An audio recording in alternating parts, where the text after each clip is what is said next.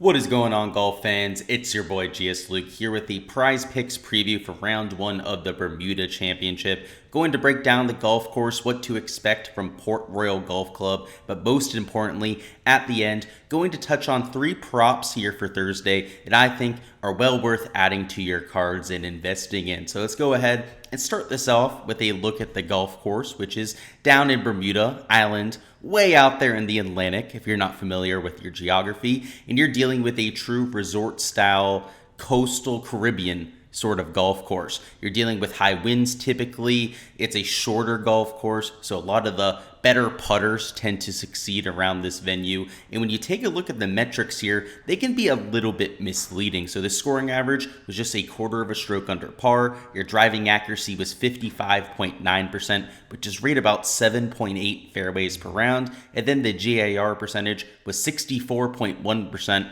which is right around 11.5 greens per round. Now, the reason why I say that's a little bit misleading is because that's for all four rounds, which had drastically different weather from day to day. You had a few rounds in 2021 where you were dealing with 15 to 20 miles an hour of wind gusts, and then on a few days where it was right around 5 to maybe just 10 miles an hour of wind gusts. That is going to have a drastic impact on the conditions that these guys are in. And it can take a scoring average from something closer to half a stroke, maybe even a stroke under par, up to something like half a stroke to even a stroke over par. So when we look at the conditions day to day, when we're trying to project how the golf course is going to suit up, how it's going to hold up against these players, we really have to look at the weather, which for Thursday looks a little bit calmer than we have for most days. The wind gusts get right around their peak at 8 to 9 a.m., which will be right around 10 miles an hour of sustained winds and wind gusts. And then throughout the day, they do calm down a little bit.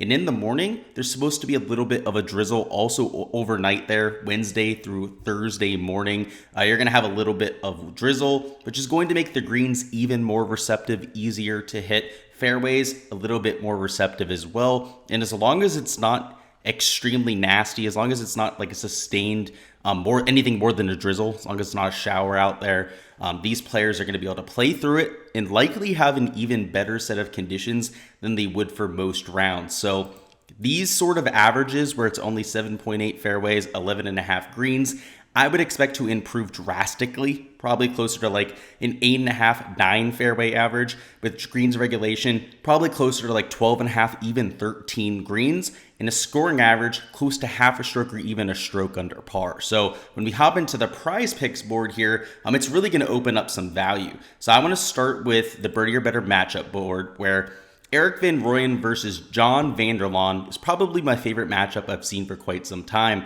You're dealing with EVR, who is a top 100 player in the world, and then van der Laan, who is nowhere near that sort of pedigree player, more of a DP World Tour specialist that we've never seen before out here, somebody who I'm not even all that familiar with his game.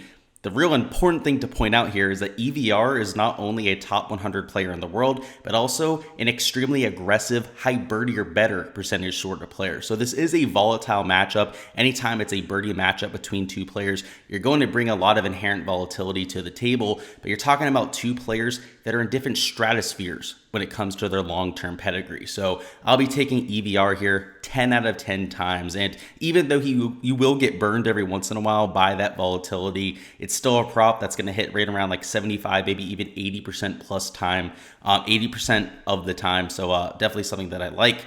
Moving on to greens of regulation, I like the over on Charlie Hoffman, the Seagull, at 11 greens of regulation. Like I said, the average was 11.5 in 2021, but it should play closer to like 12.5, 13 here for Thursday because of some of the weather conditions. And if it's going to be even more receptive because of that rain that's coming through, I got to like them even more there at 11 greens. So I like the over there. And then for fairways hit, I also had my eye on Patrick Rodgers over 6.5 fairways hit. He's another player that's a little bit worse than average, kind of like Hoffman when it comes to his percentages, but you're talking about a golf course that is going to play significantly easier than what we're used to seeing. So the average is usually close to 7.8 fairways. It's going to play close to 8.5, 9 fairways. So despite Rodgers being a below average accuracy guy, I'm projecting him for a lot closer to like 8.5 fairways than the 6.5 mark that he's at. So there's a lot of room there, just an over that I absolutely love. And frankly, even if it moved up to 7, if it got bumped, I would probably still like it there too. So it's worth noting, a prop that I have a lot of money invested in already. All three of these props, for that matter, are props that I'm already invested in, but there's also a few other players that I'd take too, right? So I'm not just playing 3 props on the slate. The rest of them are written up on my Patreon page. There is a link in the description of the video to my Patreon where I post all of my write-ups, but a few other fairway props that I like. Obviously, if the average is going to be close to like 8.5, 9, there's going to be quite a few overs that I like for fairways. Green and regulation, the same sort of thing. Now, these guys that are already priced at a 12.5, 13, they aren't nearly as large an edge as maybe some of the guys at the bottom of the board, but you get the idea there. And frankly, for birdie or better or strokes, I think it's priced relatively fairly. So there's not a ton that I like over there. I am sticking to these last 3 categories. There is one strokes prop that I like on the board here, a guy towards the bottom of the board. But in general, I'm sticking to where I see the largest edge here on Thursday. And I think that greens regulation in fairways, given the benign weather conditions that we're expecting, is the way to go. So that's what I'm thinking here for Thursday. But like I said, if you want all the access to what I have to offer, it is on the Patreon. But best of luck with all of your slips here for Thursday, and let's get this cash, fellas.